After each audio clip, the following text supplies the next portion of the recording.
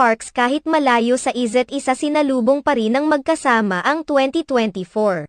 Sa kabila ng malayong distansya sa isa't isa, nagawan pa rin ang paraan ni Zainab Harake at Bobby Ray Parks Jr. na sabay salubungin ang bagong taon. Nabigong makauwi ng Pilipinas ang karelasyon ngayon ni Zainab Harake na si Bobby Ray Parks Jr. para makasama sina Zainab at mga anak nito sa pagsalubong ng panibagong taon. Tila hindi nagawa ng paraan ni Bobby Ray Parks na maisingit sa kanyang hectic schedule ang pag-uwi sa bansa kaya naman gumawa na lamang sila ng paraan ni Zainab Harake para magkasabay pa rin nilang salubungin ang taong 2024.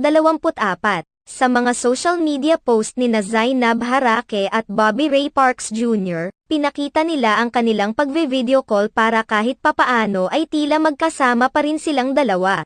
Gayunpaman, positibo ang kanilang mga tagahanga magkakaroon muli ng